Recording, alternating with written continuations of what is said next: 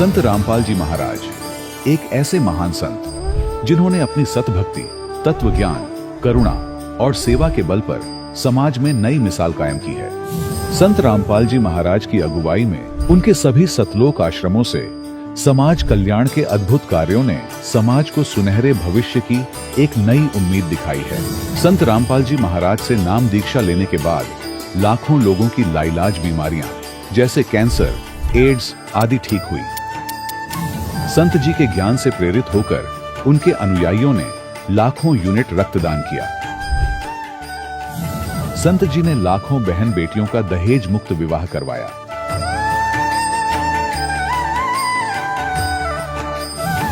संत जी ने लाखों लोगों का नशा छुड़वाया, करोड़ों उजड़े परिवार बसे।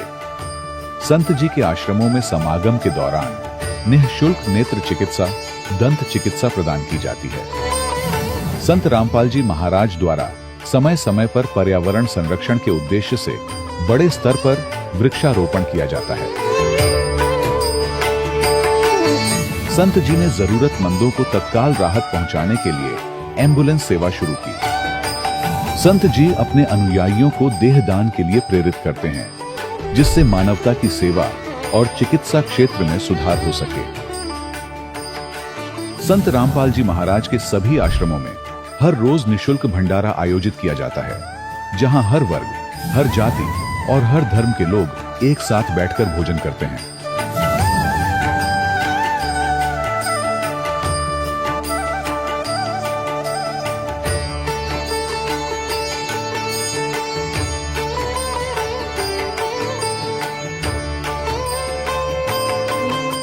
संत रामपाल जी महाराज की अन्नपूर्णा मुहिम ने गरीब और बेसहारा लोगों के जीवन में एक नई ऊर्जा और उम्मीद को जन्म दिया है। घर घर खाद्य सामग्री और जरूरी मदद पहुंचाकर संत रामपाल जी महाराज ने लोगों को दुख और मजबूरी से लड़ने की ताकत प्रदान की है।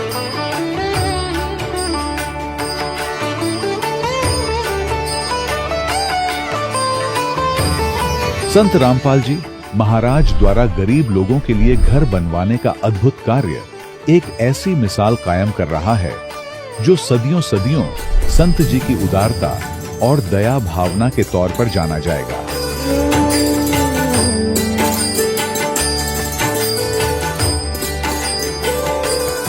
संत रामपाल जी महाराज के आश्रम में हजारों बुजुर्गों को सम्मान और प्यार के साथ जीवन जीने का अवसर मिलता है।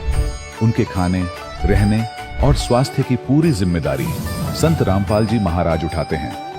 अनाथ बच्चों के लिए संत रामपाल जी महाराज के सभी आश्रम किसी वरदान से कम नहीं।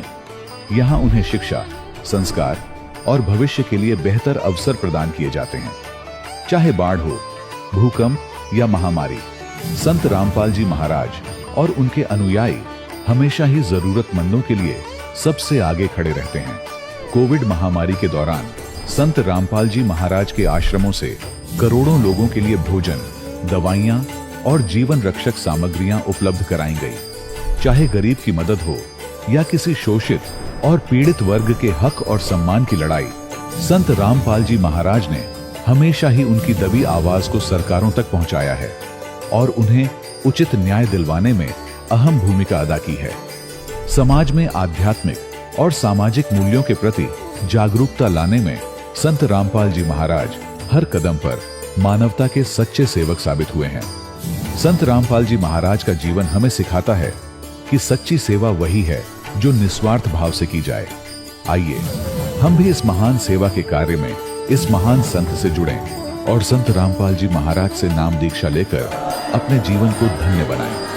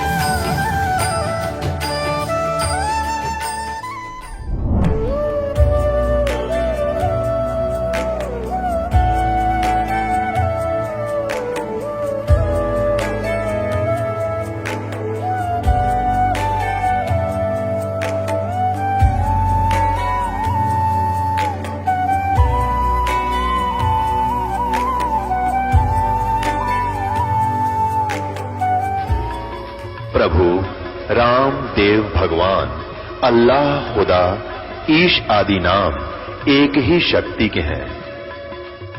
वो कैसा है, कहां है, कैसे मिलता है, किसने देखा है? ये प्रश्नवाचक चिन्ह पूर्ण रूप से हटाने के लिए अवश्य सुनिए जगत गुरु तत्वदर्शी संत रामपाल जी महाराज के अमृत वचन, सर्व पवित्र धर्मों के पवित्र शास्त्रों के आधार पर। सत साहिब दर्शकों, सुख और शांति की खोज में लोग विभिन्न भक्ति मार्ग अपनाते हैं और उस समर्थ भगवान को पुकारते हैं जो इन्हें सुख, शांति और मोक्ष प्रदान कर सके। इसी खोज में लगे थे हरिद्वार के रहने वाले सतपाल जी। इन्होंने स्वरूपानंद जी महाराज से नाम उपदेश लिया, परंतु नाम उपदेश लेने के बाद लाभ मिलने की जगह इनका सर्वनाश हो गया। आज सतपाल जी का कहना है कि यदि मुझे संत रामपाल जी महाराज की शरण नहीं मिलती तो मेरा जीवन पूरी तरह समाप्त हो गया होता। आज ये कह रहे हैं कि संत रामपाल जी महाराज ही इस पूरे विश्व में एकमात्र तत्वदर्शी और पूर्ण संत हैं। आइए जानते हैं कि आखिर सतपाल जी ऐसा क्यों कह रहे हैं। सुनते हैं सतपाल जी की कहानी उन्हीं की जुबानी। नमस्कार सर। नमस्कार। सर क्या नाम है आपका? सत्यपाल सिंह। सर कहाँ के रहने वाले हैं आप? गांव बाजोड़ी, जिला हरिद्वार, उत्तराखंड से। संत रामपाल जी महाराज से नाम दीक्षा आपने कब ली? ये संत रामपाल जी महाराज से हमने 12 जुलाई 2013 को। संत रामपाल जी महाराज से नाम दीक्षा लेने से पहले क्या आप कोई भक्ति साधना भी करते थे? ये मैं नगली वालों से जुड़ा हुआ था जी। स्वरूपानंद जी महाराज जो नामदान था वहाँ पे नगली में, तो आश्रम में जब मैं शुरू में गया तो उन्होंने मुझे कहा वो तुम्हें दिखा कर लाते हैं, वहाँ एक गुरु आया है। तो फिर मैं चला गया जी उनके पास। उन्होंने मुझे नामदान दिया और उन्होंने ये कहा कि मेरे पास बैठ जाओ। उन्होंने मेरे कान में फूंक मार के अरे बस ये कह दिया जाओ हमने तुम्हें नाम दे दिया। मैंने पूछा जी आपने क्या कहा? कहने लगा वो तो मैंने आपके अंदर फीड कर दिया। मैंने कहा जी मुझे तो आवाज़ ही नहीं आई। कहने लगे नहीं मैंने वो नाम शब्द दे दिया आपको। फिर उसके बाद वो कहने लगे, दोबारा जब मैं गया मैंने कहा गुरु जी हम आए हैं वहाँ से। तो फिर वो ऐसी अवस्था में पड़े थे कि वो बोल सके ना हमें कह सके। तो तीसरी बार हम गए, तीसरी बार उनका शरीर पूरा हो गया। ऐसा करके तो मैं नामदान लिया था जी वहाँ से। उसके बाद मैं 20-22 साल भक्ति करता रहा जी। भक्ति करते करते ही मेरा वो क्या नाम, मैं एक बड़े लड़के की शादी करी थी जी। उससे 10 दिन बाद ही मेरा छोटा लड़का और एक भतीजा मेरे दोनों खत्म हो गए जी, एक्सीडेंट में मारे गए।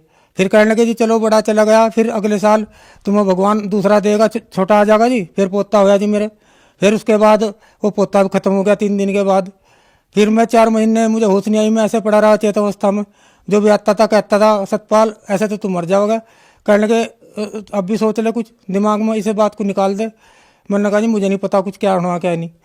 फिर कुछ दिनों बाद ही मेरा छोटा भाई था जी, 4 लड़के और एक लड़के, उन्हें छोड़कर वो भी खत्म हो गया जी। अब मैं अकेला रह गया, मुझे ये नहीं पता रहा कि तेरा शरीर है भी नहीं है। मैं काफ़ी दिनों भटकता रहा, मेरे पर ऐसे ऐसे कर्म करवाए जो मैं नहीं कर सकता। आज मैं उन कर्मों को सुन कर रोता हूँ और मेरे याद आ जाता है। कहीं कहीं ले जाकर मुझे कहने लगे वो बकरा मांग रही है, वो मुर्गा मांग रही है। मैंने कहा मैं तो हाथ भी लगाता, जब मैंने अंडे तक भी नहीं हाथ लगाया, मैंने बीड़ी तक नहीं पी। और मैं इन चीज़ों को कैसे कर सकता हूँ? मैं दूसरे आदमी को पैसे दे दे कर उन्हें वहाँ पर भेजा और मेरी वो भी स्वीकार नहीं हुई। मुझे कह दिया, कहने लगे ये नहीं अभी मान रही, इसके बाद तो तुम्हें और कुछ करना पड़ेगा, नहीं तो अब तुम्हारा नंबर है 4। तो इन्होंने चले गए, फिर इसके बाद तुम भी जाओगे। मैंने कहा भाई चलो। अब इसी तरह एक वो मैं थोड़ा सा मुझे कुछ आराम सा हुआ। आराम होने के बाद कहने लगे भाई जब तेरी सारी समस्या इतनी है चलो तुम्हें अगले दरबार में ले चलते हैं, वहाँ गुरुजी से बात करेंगे। अब वे मुझे लेकर चले गए वहाँ। कहने लगे जिनकी समस्या इस तरह है आप देखो जी। उन्होंने मुझे बताया, कहने लगे जी आप माता का पाठ करवा लो। मैंने कहा जी माता का पाठ कैसे करवा लूँ मैं? पिताजी कहाँ जाएंगे जब हमने इतने दिनों तक पिताजी को मान रहे, भक्ति करते आ रहे। तो उन्होंने कहा जी मुझे, कहने लगे वो कहना नहीं भाई तो करवाना पड़ेगा, देखो बिना इसके तो चलने का नहीं काम। मैं कहा जी कितना खर्चा आएगा? उन्होंने कहा जी 7,000 रुपये तो इसके पाठ के होंगे और 3,000 रुपये इनके होंगे जो 3 आदमी जाएंगे। मैंने कहा जी मैं तो 10,000 रुपये नहीं दे सकता, मेरे पास तो इतने है भी नहीं। फिर वो कहने लगे भाई फिर चल। मैं कहा जी आपकी तो थ्योरी कुछ और कह रही है जी, प्रैक्टिकल कुछ और है, आप ये बताते ही नहीं क्या कौन सी भक्ति है कौन सी नहीं। कहने लगे जी क्यों तुमने कहाँ देखी गलती? मैंने कहा गलती आप जो आरती गाते हो हरिओम जय श्री जगतारण, उसमें लास्ट में एक लाइन आती है भक्ति प्रभाव मिटी सकल धर्मदास की पीर, कोटि जन्म के पुण्य से सतगुरु मिले कबीर। मैंने कहा जी कबीर साहब कहाँ मिलेंगे? भाई जहाँ मिलेंगे वहाँ चला जाए, हमारे पास इतनी है। मैं कहा जी आपने महिमा तो ये लिख रखा। फिर मैंने कहा जी मैं तो इस डर के मरने जा रहा हूँ। मैं कहा जी कभी और को ज्यादा हो जाए गड़बड़ कुछ, कहने के बाद भाई अब चला जा तू जहाँ तू जाना चाहे जी। मैं तो एकदम इतना हैरान हो गया सुनकर। देता इन्होंने पूजवाया, सारे त्योहार इन्होंने करवाए, सारे गंगा में नहा लो, वैष्णो देवी चले जाओ, फलाना चले जाओ जी, ऐसे ऐसे करवाए। और फिर मैं उसके बाद भी मुझे कोई फायदा नहीं हुआ। सर आपने बताया कि आप स्वरूपानंद जी से जुड़े हुए थे तथा उनकी भक्ति लेने के बाद आपको कोई लाभ नहीं हुआ, बल्कि आपके पूरे परिवार का सर्वनाश हो गया। आपकी आंखों के सामने आपकी बेटे की मौत हो गई, आपके माताजी, पिताजी, भतीजा और पोते की सबकी मौत हो गई। तो फिर संत रामपाल जी महाराज के बारे में जानकारी आपको कहाँ से मिली? चैनल पे सत्संग चल रहा था जी। मैं भी एक पड़ोस के घर में बैठा हुआ था, मुझे तो उस बारे में पता भी नहीं था। वो अचानक इसने लगाया होगा, कहने लगे जी जिनके यहाँ वो सत्संग चल रहा था वो मथुरा वाले जो तुलसीदास जी हैं उनसे जुड़े हुए थे। तो कहने लगे हमारे गुरु जी तो यहाँ है नहीं, फिर वो क्या नाम देख लें, कोई गुरु जी है सफेद कपड़ों में है। मैंने कहा भी चलो देखेंगे। मैं बैठ गया जी उनका, मैंने पूरा सत्संग सुना और मेरी समझ में आ गया। अगले दिन मैं फिर जाकर बैठ गया। फिर मुझे पता चला जी उसको कहने लगे जी ये ज्ञान सबसे बढ़िया बता रहे हैं जी, इन शास्त्रों को वेद को खोल के सब गीता पुराण सबको का वो बताते हैं। इसका जो ज्ञान है वो शास्त्रों के अनुसार है, इससे ही मुझे कुछ मिल सकता है। नहीं तो वैसे जो मैं नगली से जुड़ा हुआ था वहाँ मुझे कुछ नहीं मिला उसके बाद। तो फिर मैं कहने लगा जी मैं एक बार नगली में जाकर उनसे ये पूछूंगा जी, मैं कहा जी आपने जो प्रश्न लिख रखे इसका उत्तर क्या है? 8 पत्थर 9 बेड़िया एक को बीच मल्ला जो 2 भेदी इस घर का, तो इसका अर्थ लगा। तो उन्होंने कहा, कहने लगे तुझे उत्तर का भी पता होगा। मैंने कहा जी आप मुझे ये बता दो, बच्चा स्कूल में जाता है तो टीचर से तो जरूर पूछता है पर्सन, अगर उसको उत्तर का पता हो तो फिर पूछने क्यों आवे? उसने कहा बाहर बैठ जा तू, वहाँ मैं 1 घंटे के बाद बताऊंगा जी। फिर वो बाहर बैठ गए जी। मैं जैसे आश्रम में से बाहर निकला तो वो सारे और भगत भी और गुरु जी जो उनसे वहाँ पे नगली दरबार में है तो बीड़ी पी रहे थे वो। मैंने कहा जी ये तो आप बहुत गलत कर रहे, आप एक विकार भी नहीं त्याग सकते, ऐसे ही आपके चिल्ले होगे और ऐसे ही आप होगे। तो फिर वो कहने लगे जी भाई जा तू अपना काम कर ले। मैंने कहा जी ठीक है कोई बात नहीं जी। फिर मैं वहाँ से घर आ गया जी। सुबह को जाते हैं उन्होंने कहने लगे फिर उसका उत्तर तो हमें बता दे। फिर मैंने कहा उत्तर मैं ऐसे नहीं बताता। कहने लगे फिर मेरा फ़ोन नंबर ले ले, उसको बता दिए, किसी के सामने न कहिए जी। मैंने कहा फिर घर आकर मैंने उन्हें उत्तर तो बताया था वहीं जी। फिर मैं घर आ गया जी। फिर मैं ये ठान ली थी मन में मैं तो अब नगली दरबार नहीं जाऊँगा, मैं तो संत रामपाल जी महाराज की शरण में जाऊँगा चाहे मुझे किसी तरह भी मिले। फिर मैं भटकता रहा जी। फिर ये रुड़की के ही विजयपाल जी हैं, मैं इनसे संपर्क किया जी। इन्होंने बताया, कहने लगे हाँ मैं जुड़ा हूँ वहाँ से और तुम हमारे साथ चलना। 12 जुलाई को ये मुझे अपनी साथ लेकर गए।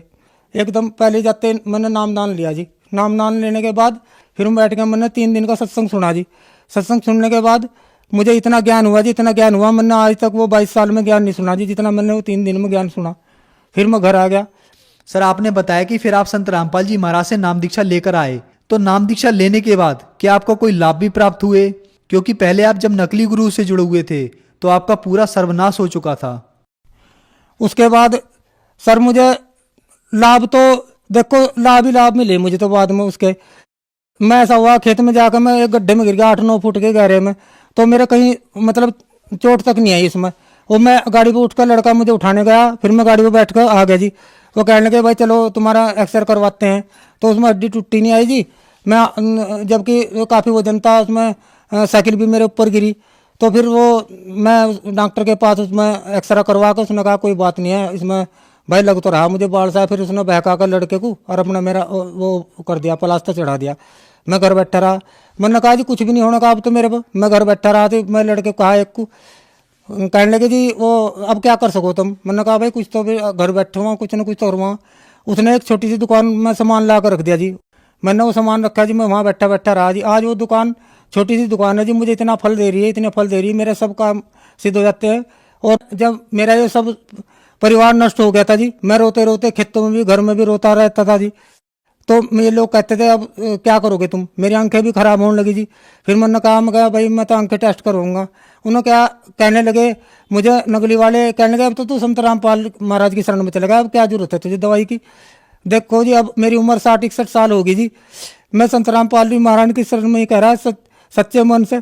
अब मैंने कोई दवाई भी इस्तेमाल नहीं करी, मेरी आंखें अब तक सही है, चाहे मेरे को जहाँ तक का पढ़वा लो। मैंने 1 पैसे की भी दवाई नहीं ली। और सब कहते थे इस बात को, कहने लगे भाई अब तो तू तेरी तो शक्ल भी बहुत बदल गई, पहले तो तू बहुत वो था, अब तो अच्छा शरीर में भी ठीक हो रहा। ये सब मालिक की कृपा है संत रामपाल जी महाराज की। और इसके सिवा मैं ज़्यादा न कहते बस इतना ही कहना चाहूँ जी। देखो आप छोड़ इसे सब कुछ धंधे को छोड़कर एक की शरण में चले जाओ, एक से आपको सब कुछ मिलेगा। नहीं तो आप दर दर ऐसे भटकोगे जैसे मैं भटका। मेरे जैसे दुखी तो पता नहीं कितने होंगे जी, कितने फिरेंगे जी। अब उन्हें भी थोड़ा सा सोच लेना चाहिए, कहने के भाई देखो ये जो साधना कर रहे हो इनकी साधना से इन्हें कितने सुख मिले हैं। अब भगतमती भी 4 महीने के बाद कहने लगी जी हमारी, मैं भी संत रामपाल जी महारानी की शरण में जाऊंगी। तो 4 महीने बाद हमारी जो भगतमती है उसने भी नाम ले लिया जी संत रामपाल जी से। अब आज वो भी अपनी ठीक भक्ति कर रही है जी, और वो भी सुखी है और हम भी सुखी हैं। हमें तो पूरे परिवार में मन चैन है जी, किसी चीज़ की चिंता नहीं है। मालिक ने ऐसी अपनी शरण में ले जा करके सब कुछ सुख दे दिए हैं जी। संत रामपाल जी महाराज से नाम दीक्षा लेने के बाद आपको सुख मिला, आपकी पत्नी ने भी नाम दीक्षा ली और उन्हें भी आज सुख मिला। तो जो समाज आज आपको देख रहा है, आप उन्हें क्या संदेश देना चाहोगे? समाज को तो मैं हाथ जोड़कर प्रार्थना करता हूँ, जो ये कहते हैं कि आप एक गुरु को छोड़कर दूसरा गुरु बना लिया। दत्तात्रेय ने 24 गुरु बनाए थे, जब उसको भी शांति मिली तो 25वां जो कबीर साहब को गुरु बनाया तो तब जाकर उसे शांति मिली। अब मैं भी इसलिए कहता हूँ कि देखो गुरु तो गुरु इतना लग, हम डॉक्टर के पास जाते हैं और हमारी दवाई हमारा इलाज सही ना करे और दवाई सही ना देवे, तो डॉक्टर तो वही जो एक बार दवाई देगा तो उनको कहता कहना कि दोबारा आने की जरूरत नहीं है। तो फिर अब ये बार बार आप अपने मन में अपने आप ही सोच लो कि आपको किससे फायदा हो सकता है, किससे नहीं हो सकता फायदा। जब आप ये नहीं जानते, ये तो आपके पूरे जन्म की बैटरी चार्ज है जो आप सुख ले रहे हो। नहीं तो इसके बाद आपकी ऐसे ही डिस्चार्ज हो जाएगी जैसे मेरी होगी, और फिर सारी सुविधा खत्म होगी बिल्कुल उसके बाद। तो मैं बार बार हाथ जोड़कर आपसे यही प्रार्थना करना चाहता हूँ कि संत रामपाल जी महाराज की शरण में आ जाओ और अपने जो विकार है अंदर जो उनसे इन सब से छुटकारा पा लो और मोक्ष प्राप्त करो। संत रामपाल जी महाराज की शरण में आने के लिए क्या करना होगा? संत रामपाल जी महाराज की शरण में आने के लिए आप ये जो कई चैनल पर प्रोग्राम आता है इनका, शाम को चैनल पर भी आता है, तो आप देखना खोलकर पूरा सत्संग सुनना, और सत्संग सुनने के बाद ही आपको विश्वास हो जाएगा कि ये कौन सा ज्ञान बता रहे हैं। और ज्ञान सुनने के बाद आपको नीचे अगर उनसे जुड़ना हो तो नीचे पट्टी आती है जो उस पर नंबर आते हैं, आप उन पर SMS कर पुस्तक भी निःशुल्क मंगा सकते हो, जीने की राह और ज्ञान गंगा भी। पता न चले तो किसी गांव में ही जो संत रामपाल जी से जुड़े हैं उनसे संपर्क करके, और जहाँ पर सेंटर है वहाँ से आप नामदान ले सकते हैं। ये तो जगह जगह नाम स्थल खुले हुए हैं सब जिलों में, और सभी भक्तों को नाम वहीं पर दिया जा रहा है अब। धन्यवाद सर। सत साई। दर्शकों, अभी आपने सुने संत रामपाल जी महाराज से दीक्षा प्राप्त करके सुखी हुए भक्त के अनुभव। अब देखिए जगत गुरु तत्वदर्शी संत रामपाल जी महाराज के मंगल प्रवचन। हमारे परमपिता कबीर भगवान ने आकर के इस सुती आत्मा को जगाया है जो काल की भांग पीकर नशे में अपना जीवन नाश कर रही थी। उसके लिए परमात्मा ने स्वयं आकर हमें ज्ञान दिया है कि जो आज आप इस परिवार के पोषण में और संपत्ति के संग्रह करने में अपना पूरा मनुष्य जीवन नाश कर जाते हो, मनुष्य जीवन का केवल इतना ही काम नहीं था। ये क्रियाएं जो आप करते हो पशु पक्षी भी यही करते हैं। फिर मानव शरीर के मिलने का उद्देश्य क्या था, आवश्यकता क्या थी, ये परमात्मा स्वयं आकर ज्ञान कराते, और उस ज्ञान को आगे कुछ अज्ञान बना करके काल के दूत, काल के संत प्रेरणा तो करते रहते हैं, लेकिन उनके पास समाधान नहीं होता। जिसके पास समाधान नहीं है वो ज्ञान भी व्यर्थ है। जैसे किसी को कोई रोग है, किसी ने बता भी दिया कि आपको अमोक रोग है, औषधि है नहीं, और है तो वो डुप्लीकेट है, तो वो ज्ञान भी वो समाधान भी वो दोनों व्यर्थ हैं, यूजलेस हैं। ठीक इसी प्रकार तत्व ज्ञान के अभाव से जो भक्ति भी करते थे, मनुष्य जीवन का उद्देश्य भी जो शब्द बता दिया करते थे, आत्म कल्याण ही मनुष्य जीवन का उद्देश्य है, लेकिन उनके पास समाधान नहीं था। तो परमात्मा ने आकर के समाधान भी बताया है और ये तत्व ज्ञान भी बताया है। क्या बताया है परमात्मा ने कि माता पिता मिल जाएंगे इस 184 माह, जहां भी आपका जन्म होगा, कुत्ते की योनि में जाओगे वहां भी माता पिता मिल जाएंगे, गधे की योनि में जाओगे वहां भी आपको माता पिता मिल जाएंगे, पक्षी बनोगे वहां भी माता पिता मिल जाएंगे, मनुष्य जन्म होगा वहां भी माता पिता मिल जाएंगे, लेकिन मनुष्य शरीर के अतिरिक्त हमें परमात्मा नहीं मिल सकते, सतगुरु नहीं मिल सकते। इसलिए परमात्मा बताते हैं कि माता पिता मिल जाएंगे, 184 माँ और सतगुरु सेवा और या बंदगी भाई फिर मिलन की ना। मानुष जन्म पाया कर जो नहीं रट हरि नाम, जैसे कुआ जल बिना फिर बनवाया क्या काम। जिस कूप में, जिस कुएं के अंदर जल नहीं है, ऊपर से उसकी कितनी अच्छी चित्रकारी है और कितना चाहे पक्का स्ट्रक्चर है, यूजलेस है वो, उसका कोई लाभ नहीं, उसमें जल नहीं है। तो इसी प्रकार जो मनुष्य जीवन प्राप्त प्राणी कितना ही उच्च पोस्ट प्राप्त है, कितना ही उसका सुंदर शरीर है, यदि उसमें सत्य भक्ति नहीं है तो ऐसा है जैसे जल रहित कूप होता है। मानुष जन्म पाय कर जो नहीं रटे हरि नाम, जैसे कुआ जल बिना बनवाया क्या काम। मानुष जन्म दुर्लभ है ये मिले न बारंबार, जैसे तरवर से पत्ता टूट गिरे वो बोर न लगता डर। इसके लिए परमात्मा हमें याद दिलाते हैं आपके पास मानव शरीर भी है और आपको सतगुरु भी मिल गए। समझा है तो सिर धर पाओ, बहुर नहीं रे ऐसा दाव। फिर परमात्मा हमें याद दिलाते हैं कि राम नाम रटते रहो जब तक घट में प्राण, कभू तो दीन दयाल के हे भनक पड़ेगी कान। आज कहे मैं काल भजूं और काल कहे फिर काल, आज काल के करते ही तेरा समय जावेगा चाल। आज कला लीजियो कल किसको होई, यो तन माटी में मिले है जाने सब कोई। काल करे सो आज करे, आज करे सो अब, पल में प्रलय हो जागी भाई फिर करोगे कब। आज कला लीजियो कल किसको होई, ये तन माटी में मिले है जाने सब कोई। लखी करोड़ी चले गए बहु जोड़े खजाना, जातन चंदन लेपते सो धरे मसाना। अस्ति घोड़े पाल की दल बल बहु साजा, 1.25 लाख संगी गए वो रावण से राजा।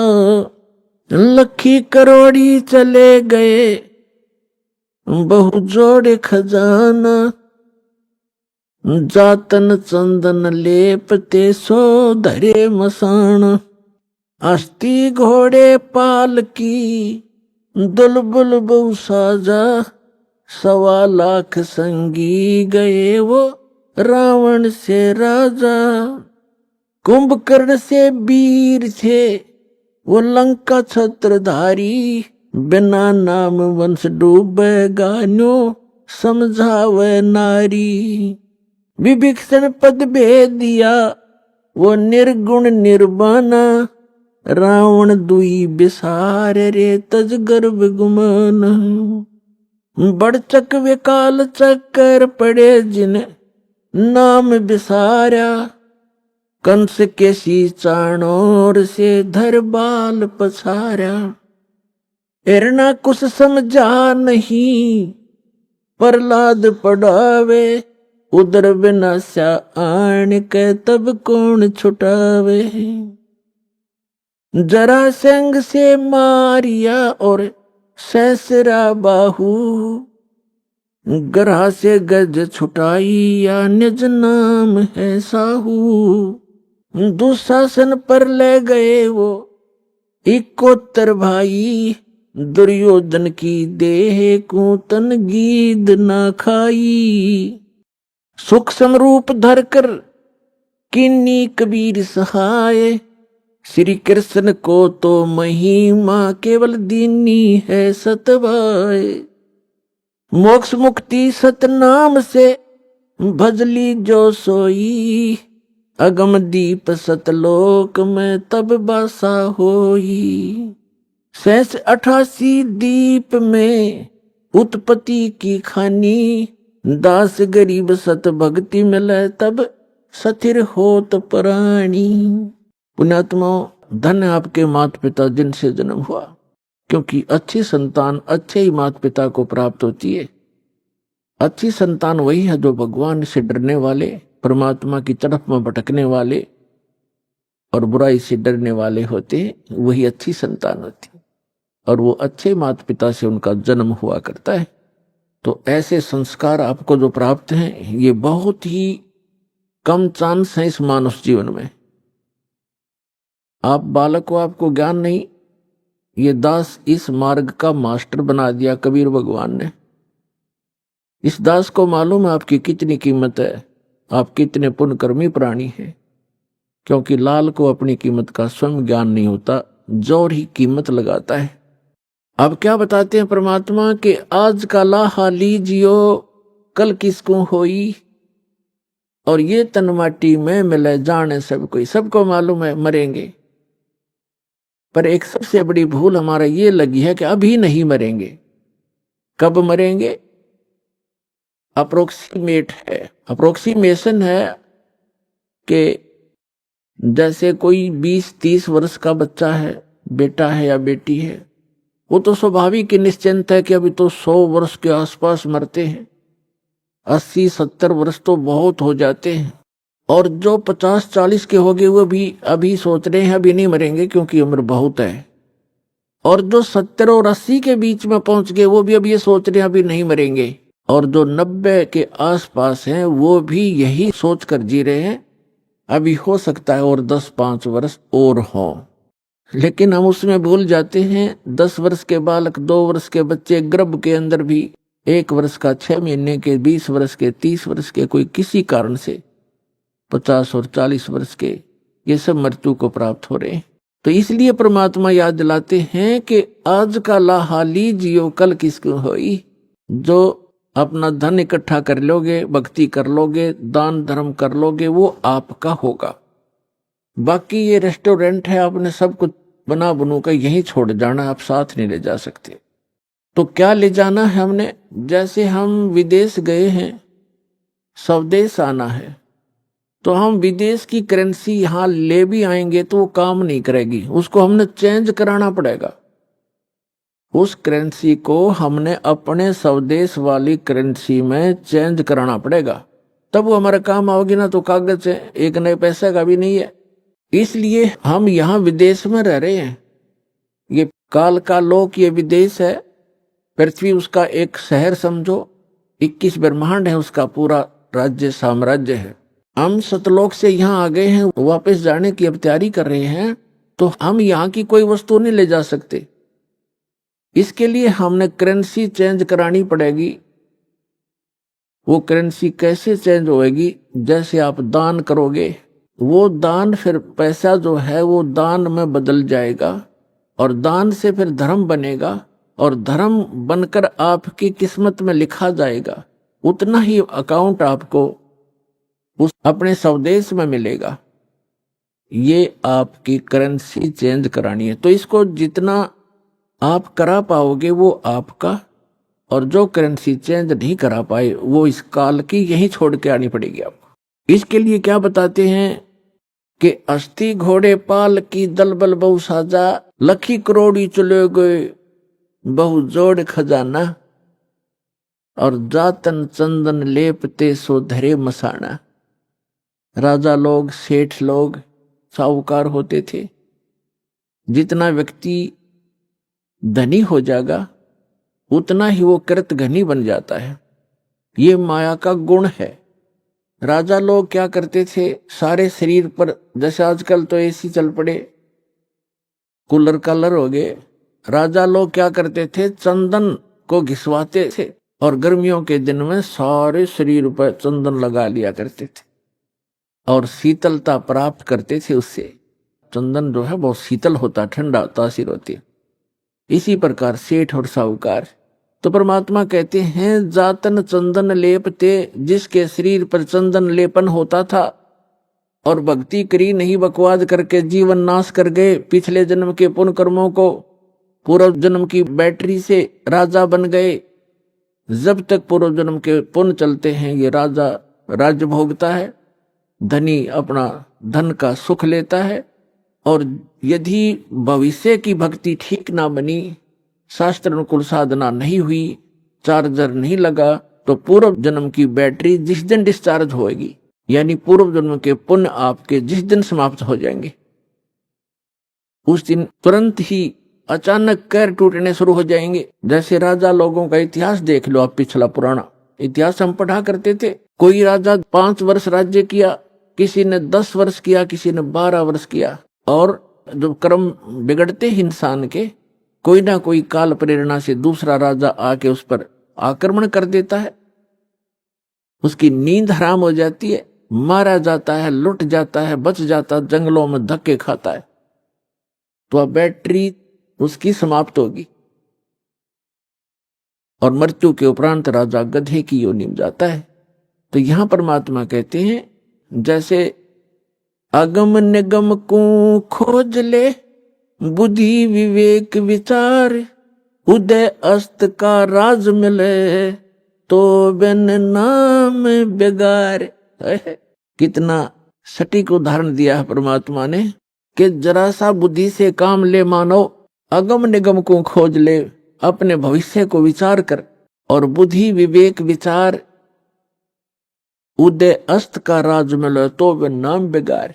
यदि पृथ्वी पति बन जावे, उदय यानी जहां से सूर्य उदय होता है और अस्त होता है, अर्थात पूरी पृथ्वी पर जिसका शासन हो, उसको उदय अस्त का राजा कहते हैं।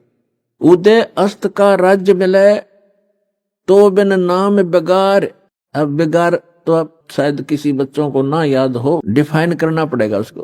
पहले सन 66-67 में 68 के अंदर हरियाणा में प्रांत अलग हो गया था, इसमें इतना विकास नहीं था, सड़कें बन गई। फिर ये 3 व्हीलर चला करते थे पेट्रोल के, ये बड़े बड़े 3 पहियों वाले 3 व्हीलर के बड़े वाले, और वो गांव से शहर में जाया करते थे। हमारे गांव से 2 3 व्हीलर चला करते थे। एक दिन नहीं आया तो दूसरे ने पूछा कि कल क्या बात होगी, कुशल तो है, आए नहीं। तो उसने कहा कि कल मैं बेगार में फंस गया था। बेगार क्या होती थी, पहले पुलिस वालों के पास ये अपने सरकारी व्हीकल नहीं होते थे, जीप वगैरह, ये ऐसे ही किसी की जीप पकड़ लेते, एक दिन किसी का 3 व्हीलर पकड़ लेते, कोई 4 व्हीलर जबरदस्ती ले लेते, और उसको सारा दिन अपना जो भी उनके काम होते 10-5 गांवों में, कितना रेड मारनी होती, कितना शराब पकड़नी होती, कोई चोर पकड़ना होता या कोई वैसे क्रिमिनल आदमी पकड़ने होते, तो उनको ले जाते थे। वो पेट्रोल भी अपने पल्ले से डाला करता व्हीकल वाला, और सारा दिन उसका पहिया नहीं टेकने देते। आम व्यक्ति को तो ऐसे लगे जैसे बड़ी स्पीड से जा रहा है, कोई अच्छी कमाई कर रहा होगा वो 3 व्हीलर वाला, और वो फंस रहा था बेगार में।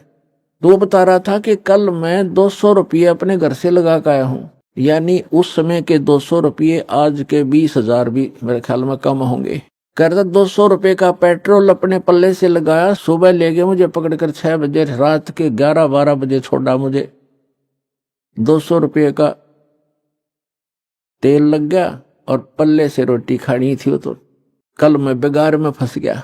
अब क्या था कि सारा दिन वो चलता तो खूब दिखाई दिया, पहिया टेका नहीं, बहुत स्पीड, इधर चल उधर चल,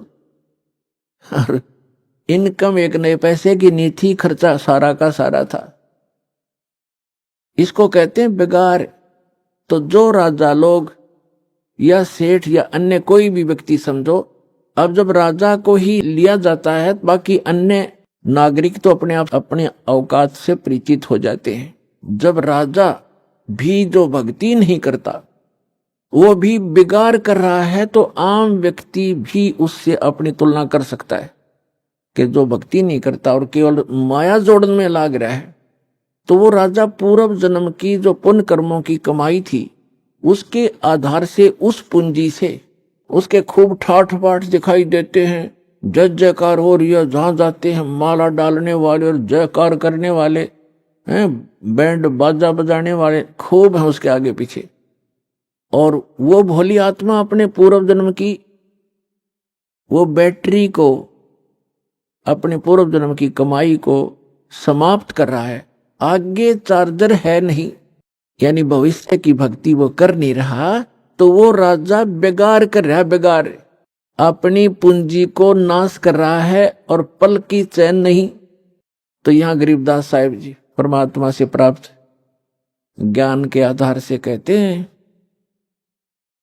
अगम निगम को खोज ले, बुद्धि विवेक विचार, उदय अस्त का राज मिले, तो बिन नाम बेगार। है पुण्यात्माओं, कलेजा हिल जाए इंसान का, जरा सा सोधी में हो, जरा सा भी विवेक रखता हो। हमारी बुद्धि पर पत्थर पड़ चुके हैं। हम पूर्ण रूप से कितने विद्वान पाक रहे हो, चाहे इंजीनियर बन गए हैं, चाहे हम डॉक्टर बन गए और चाहे प्रधानमंत्री बन गए, हम भक्ति मार्ग में शून्य है। अध्यात्म मार्ग हमारा शून्य है। और किसी की पूर्व जन्म की प्रेरणा से वो की ट्राई भी कर रहा है, तो वो केवल डले ढो रहा है शास्त्र विरुद्ध साधना करके। तो सौभाग्य आपका, आपको एक ज्ञान सुनने को मिला। और धन्यवाद करा करो उस परम पिता भगवान कबीर साहिब का कि ये ज्ञान आप तक पहुंच चुका है। इस दास को पता है, या मेरे साथ जब से लगे हैं आपके भाई बहन, कितना संघर्ष करके आप तक ये ज्ञान पहुंचाया। न ये काल के दूत, ये दुष्ट लोग इस ज्ञान को ऊपर नहीं आने दे रहे थे। 600 वर्ष पहले परमात्मा आकर चले गए, क्योंकि हमारे पूर्वज अशिक्षित थे और इन दुष्ट लोगों ने हमारे तक वो परमात्मा का ज्ञान नहीं आने दिया। ये कहकर के कबीर तो अशिक्षित है, ये ब्रह्मा विष्णु महेश की निंदा करता है, ये देवताओं की निंदा करता है, इसको मारो पत्थर, इसको भगा दो। और जब से इस दास पर दया हुई परमात्मा की, दास की नींद खुली और ये तत्व ज्ञान हुआ, उसी दिन से बेचैनी बन गई। जिसको समझाऊं उल्टा पड़े। कबीर साहब कहते हैं, साच कहूं जग मारन आवे और झूठ कही ना जाइयो, और सच न पूरा पावते झूठों जगपति आइयो।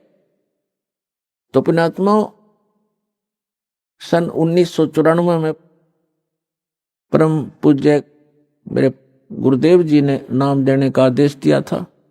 उस दिन से आज तक ये दास जानता है कि कितने संघर्ष करके आप तक परमात्मा का यो ज्ञान पहुंचा पाया हूं। इन दुष्ट लोगों ने इतने बाधाएं की, जेल तक भेज दिया, झूठे केस बनाकर, झूठी अफवाहें फैलाकर, रामपाल गुंडा है, भुंडा है। इन्होंने बताया 1 नंबर का आदमी है और सारे विश्व के कल्याण के लिए प्रयत्नशील है।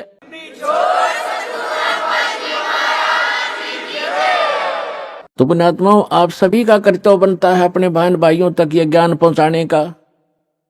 इस मार्ग के अंदर सबसे पहला आपको सहनशील बनना पड़ेगा, क्योंकि ये ऐसा ज्ञान है जो भी सुनता एक बार उसमें तूफान आता ही आता है।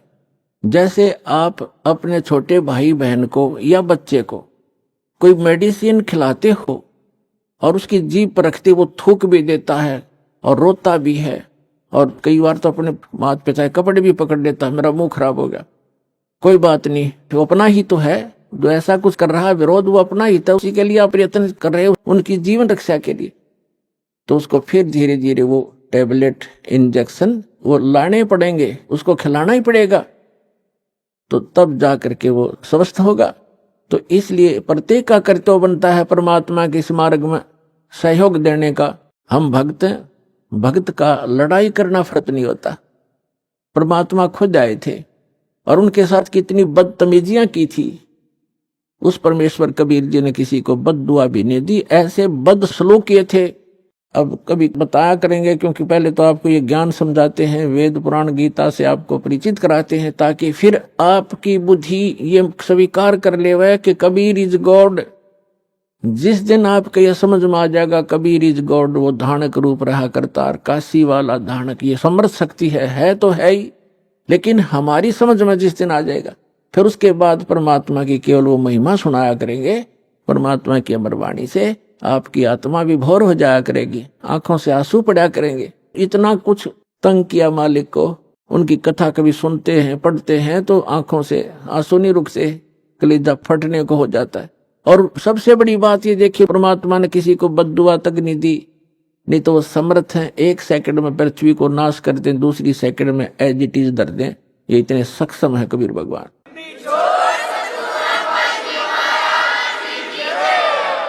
लेकिन उन्होंने उनको बद्दुआ नहीं दी, क्योंकि उनको मालूम था कि ये मेरे ही बच्चे हैं, इन्होंने भांग पी रखी है काल भगवान की, और इन दुष्ट लोगों ने मेरे बच्चों को बेरा विरोधी बना दिया काल के दूतों ने।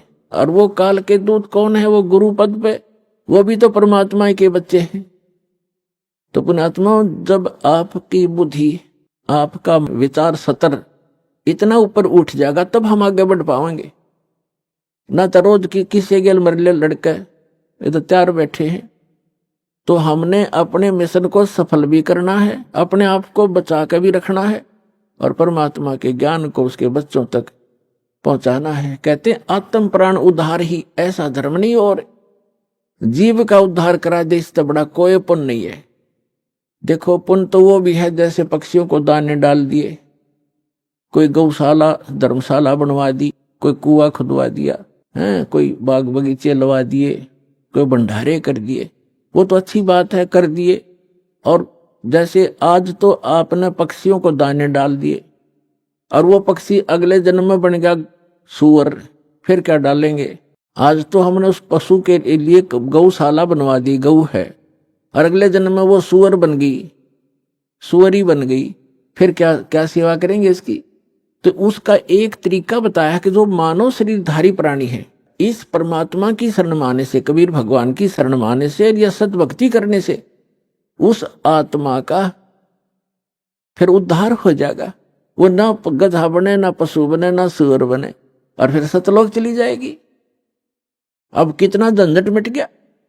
अब कहते हैं सतगुरु के उपदेश का लाया एक विचार, जय सतगुरु मिलते नहीं जाते नरक द्वारे।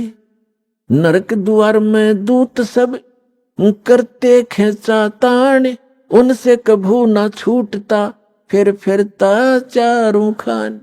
चार खानी में भ्रमता कभू न लगता पार, सो फेरा सब मिट गया हमारे सतगुरु के उपकार। क्या बताना चाहते हैं कि एक मानव शरीरधारी प्राणी को और परमात्मा की शरण में ला देने से, ये सतभक्ति प्राप्त करवा देने से, उस लाने वाले को इतना पुण्य होगा जैसे करोड़ गौओं को कसाई से कटने से बचा कर और चरागाह में छोड़ देने का होता है। इतना पुण्य उस मार्गदर्शक को होगा जो सतलोक आश्रम का राह बता देगा, यहाँ का ज्ञान सुना देगा, उस जीव को यहाँ नाम दिला देगा।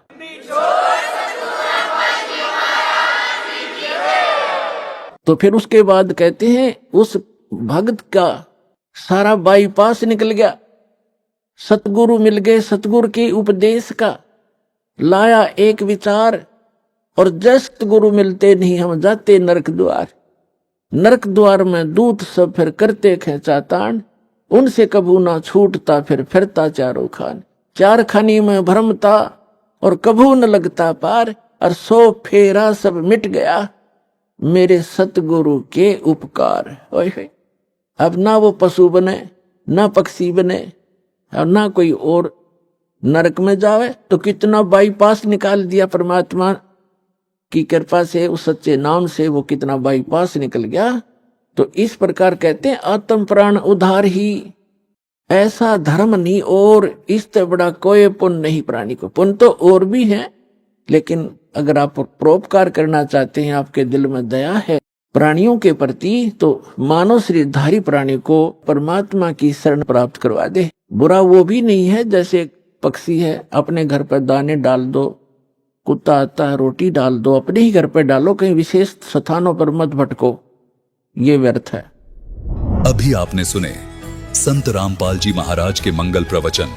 आइए अब सुनते हैं संत रामपाल जी महाराज से नाम दीक्षा लेकर सतभक्ति करके अद्भुत लाभ प्राप्त करने वाले अनुयायी के विचार। दर्शकों, जब मनुष्य को अपने जीवन में परमात्मा की प्राप्ति नहीं होती तो वह एक सच्चे गुरु की तलाश करता है जो उसे परमात्मा से मिला सके। ऐसी कहानी है विजय जी की, जो दिल्ली नांगलोई के रहने वाले हैं।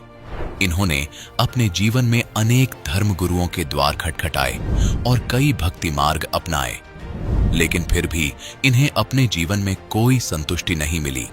आज विजय जी का कहना है कि जब से मैंने संत रामपाल जी महाराज से नाम दीक्षा ली है, तब से मैं पूर्ण रूप से सुखी हूं और मुझे पूर्ण परमात्मा की प्राप्ति हो गई है। आइए जानते हैं कि आखिर विजय जी ऐसा क्यों कह रहे हैं। सुनते हैं विजय जी की कहानी, उन्हीं की जुबानी।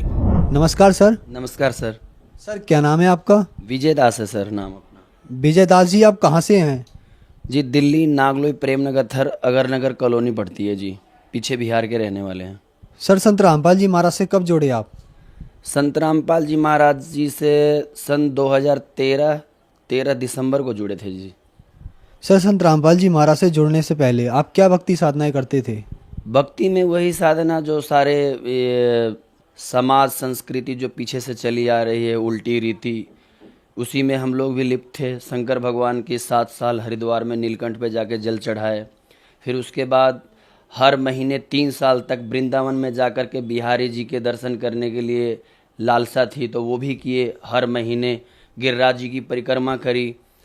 और इसके अलावा नवरात्रे का जो रामनवमी का टाइम होता है, उसमें हमने नवरात्रे में देवी जी की मूर्ति रख करके 5 साल तक हमने एक हमारे हैं अंकल जी वहीं गली के नुक्कड़ पे हमने रख कर के मूर्ति और जागरण और भंडारे करवाए। और इसके अलावा हमने बहुत सारी साधनाएं करी। मंगलवार के व्रत किए, 16 सोमवार का 16 व्रत किए। और इसके अलावा हनुमान जी का मंदिर है, उसमें बैठ कर के 5 साल तक हमने सभी 18 पुराणों में श्रेष्ठ जो गिनती में आते हैं, श्री शिव पुराण, विधवेश्वर संहिता, श्री विष्णु पुराण, श्रीमद् देवी भागवत देवी महापुराण और गीता जी का, ये सब लगा करके हमने सारे पाठ किए। और लालसा ये थी कि परमात्मा प्राप्ति के लिए, कि परमात्मा मिले, भगवान मिले। पर भगवान को इतना ढूंढा, इतना पूजा पाठ करने के बावजूद आज ये पता नहीं चला कि परमात्मा है कौन। कभी कोई शंकर भगवान को पूजा करने के लिए बताता कि वो श्रेष्ठ है, कभी कोई श्री कृष्ण जी के बारे में बताया कि वो श्रेष्ठ हैं, कभी कोई कहे कि माता श्रेष्ठ है। तो इसी उलझन में सब उलझ पुलझ करके रह गए कि समझ नहीं पाया कि परमात्मा है कौन, उसका नाम क्या है, वो रहता कहाँ है।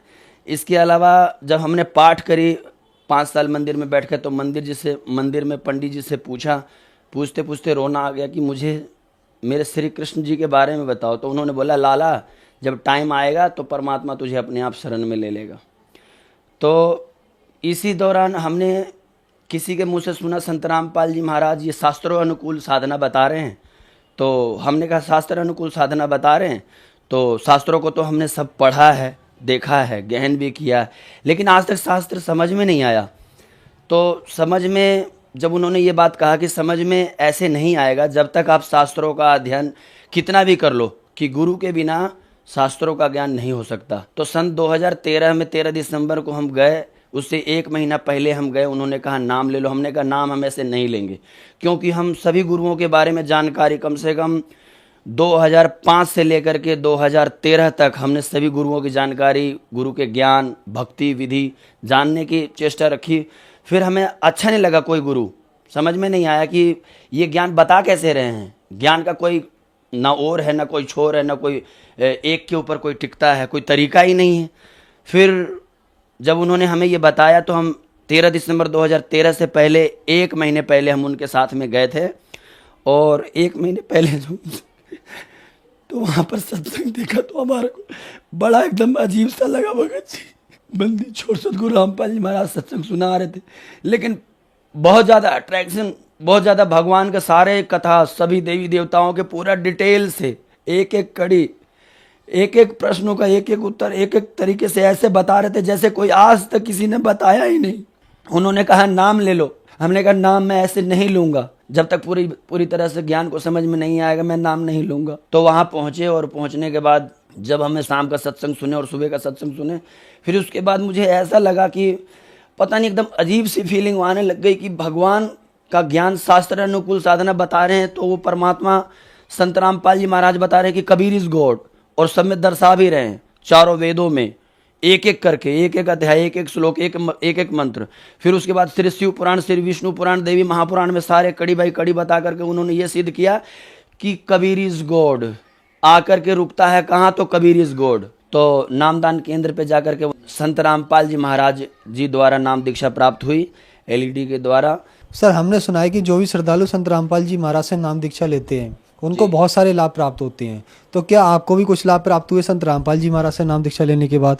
संत रामपाल जी महाराज जी से लाभ प्राप्त करने की आप बात कहें तो अनेकों, मैं गिनती करवाऊं तो उसका मतलब बता नहीं सकता हूं। मैं आपको डिटेल से बताऊं तो आज पूरा दिन लग जाएगा, रात लग जाएगा, लेकिन नहीं बता पाऊँ। लेकिन इसमें मैं कुछ ऐसी बातें बता दूं आपको कि सामने जो सुन रहे हो हमारे मतलब ये जगत सारा संसार सुन रहा हो, तो वो ये ऐसा लगे कि उनको हमारे जितने कष्टों थे उस कष्टों का निवारण संत रामपाल जी महाराज जी के शरण में आकर के हुआ।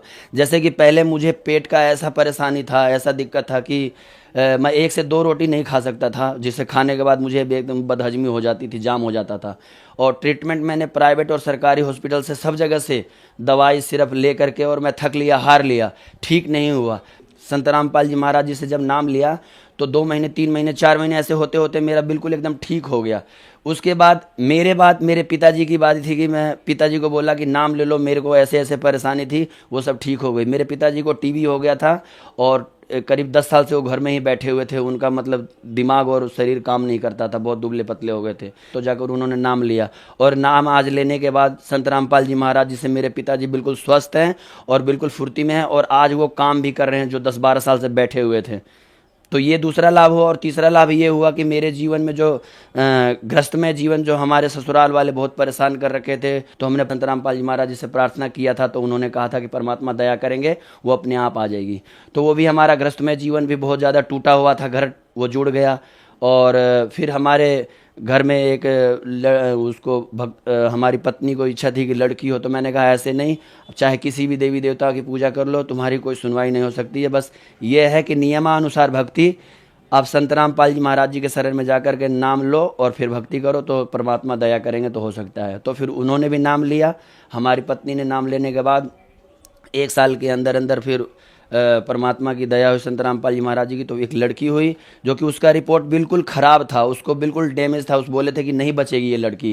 उसका तीसरा ऑपरेशन था, लेकिन परमात्मा की दया से, संत रामपाल जी महाराज जी की दया से उसको कोई दिक्कत नहीं हुआ। उसको ब्लड की कमी बताई थी, वो भी पूरा हो गया। शुगर बताया था ऑपरेशन नहीं होगा, वो भी शुगर भी एकदम छू हो गया। फिर उसके बाद फेफड़ा बोला था कि उस बच्चे का नहीं बना है, 6-6.5 महीने की, 7 महीने की पूरी नहीं हुई थी, तो बोला कि ये फेफड़ा नहीं हुआ है पूरी तरह से विकसित, ये बच्ची नहीं बचेगी। उसने मुझसे लिखवा लिया था हॉस्पिटल वालों ने कि तुम्हारा बच्चा नहीं बचेगा। मैंने कहा मेरे परमात्मा दया करेंगे। फिर परमात्मा की दया ऐसी हुई कि हॉस्पिटल में उसी दिन संत रामपाल जी महाराज सफ़ेद कपड़े में, भक्तमती को मेरे विश्वास नहीं था, लेकिन उसको जब ये लगा तो मैंने कहा गुरुजी का नाम लियो, गुरुजी का ध्यान करियो। संत रामपाल जी महाराज जी का जब उन्होंने नाम अपने लिया होगा अंदर अंदर, तो सर पे हाथ रख करके और संत रामपाल जी महाराज खड़े हो गए और उसकी डिलीवरी हुई। तो बच्चे को कुछ भी नहीं, बिल्कुल स्वस्थ हुई। और 2 ऑपरेशन उन्होंने पहले किया था, जिसमें वो दोनों स्त्री का डेथ हो गया था ऑपरेशन थिएटर में, और मेरी पत्नी का इतना रिपोर्ट सारा खराब होने के बावजूद भी उसको कुछ भी नहीं हुआ, और वो बिल्कुल ठीक ठाक लड़की हुई। वो 12 से 15 दिन वो ICU रूम होता है, उसमें बच्ची को रखा उन्होंने। फिर उसके बाद हमारे को छुट्टी दे दी, और बिल्कुल वो ठीक है। वो लड़की इतनी अच्छी है कि अभी उसको सब देख के अट्रैक्ट होते हैं। फिर दूसरी मई के महीने में गुरुजी उसको देखने के लिए दिन में आ गए, तो फिर उसको दूसरी बार ऐसा विश्वास हुआ कि संत रामपाल जी महाराज भगवान हैं, और फिर वो अपने मतलब कि अपने आप को विश्वास कर गुरुजी को मानने लगे। वो गुरुजी को विश्वास नहीं करती थी, और गुरुजी के शरण में, संत रामपाल जी महाराज जी के शरण में आने के बाद हमारा ग्रस्त में जीवन टूटा हुआ था वो ठीक हो गया सर जी। और फिर उसके बाद जी को भी डॉक्टरी रिपोर्ट में वो बोल दिया था कि नहीं बचेगी। गुरुजी से नाम दिलवाने के बाद उसको एडमिट करवाया था, तब जाकर के डॉक्टर ने बोला था नाक में भी और मुंह में भी वेंटिलेटर पाइप डलेगा, जो सांस नहीं है उस सांस में उसको पूर्ति करेगा।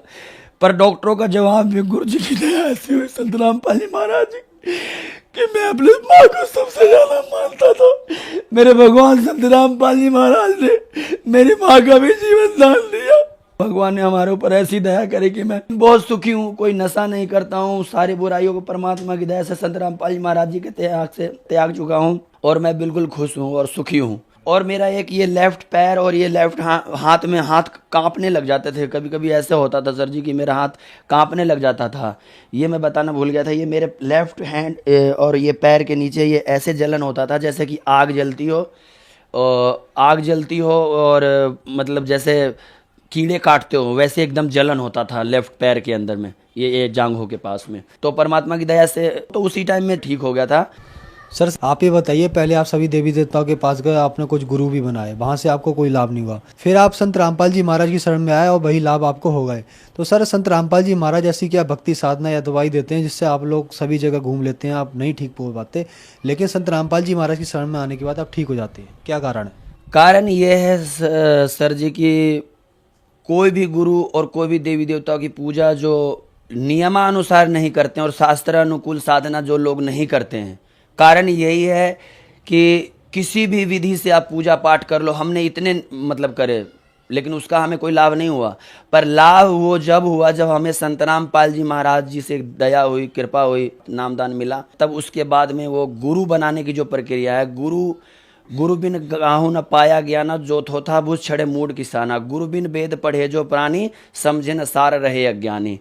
तो गुरु के बिना हमारा कल्याण नहीं हो सकता। प्रथम रामकृष्ण से कौन बड़ा, तीनों ने गुरु कीन और तीन लोक के वेधनी, गुरु आगे अधीन। तो राम जी और कृष्ण जी ने और कबीर परमात्मा भी आकर के गुरु बनाया, और गुरु के बिना हमारा आत्म कल्याण और हमारा इस जीवन का जो भी दुख है उसे दूर होना मतलब ये संभव नहीं है। गुरु और भी हैं लेकिन वो शास्त्र अनुकूल साधना नहीं बताते। किसी भी गुरु के बारे में हमने 2005 से लेकर के 2013 तक हमने सभी गुरु के बारे में जानकारी करी। पेश उर्दू चैनल पे डॉक्टर जाकिर नायक का भी हमने प्रोग्राम देखा, और सुधांशु जी महाराज जी के अलावा आशुतोष जी के महाराज, आसाराम जी, निरंकारी, राधा स्वामी, डेरा सच्चा सौदा वाले, गुरमित राम रहीमी, इन सब के बारे में जाना। लेकिन एक ठोस एक मतलब कि वो जिस भगवान को हमें चाहिए, जो भगवान एक है, वो एक के बारे में कोई भी नहीं बताया आज तक किसी ने, और ना ही कोई सिद्ध करके दिखा पाया शास्त्रों में कि एक परमात्मा वो है कबीर परमात्मा, और कबीर इज गॉड। और उनकी भक्ति विधि ये है, वो विधि किसी के पास है ही नहीं।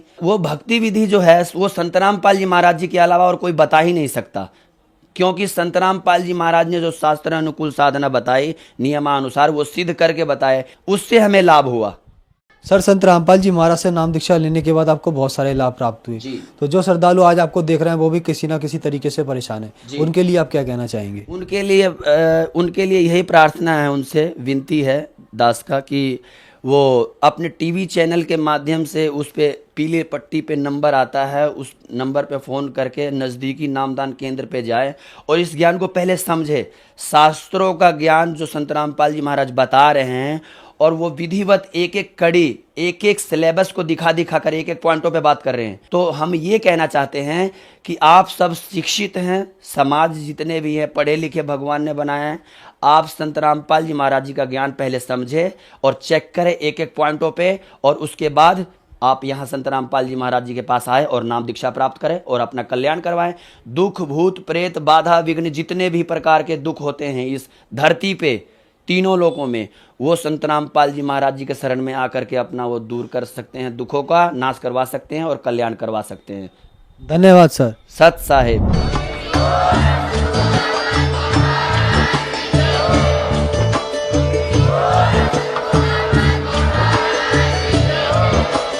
आप सुन रहे थे जगत गुरु तत्वदर्शी संत रामपाल जी महाराज जी के मंगल प्रवचन। अधिक जानकारी के लिए विजिट कीजिए हमारी वेबसाइट www.jagatgururampalji.org। संत रामपाल जी महाराज जी के शुभ आशीर्वाद से पूरे विश्व भर में 500 से भी ज्यादा नाम दीक्षा केंद्र हैं, जिन पर संत रामपाल जी महाराज जी द्वारा ऑनलाइन निशुल्क नाम दीक्षा दी जा रही है। अपने नजदीकी नाम दीक्षा केंद्र का पता करने के लिए संपर्क करें 8222880541।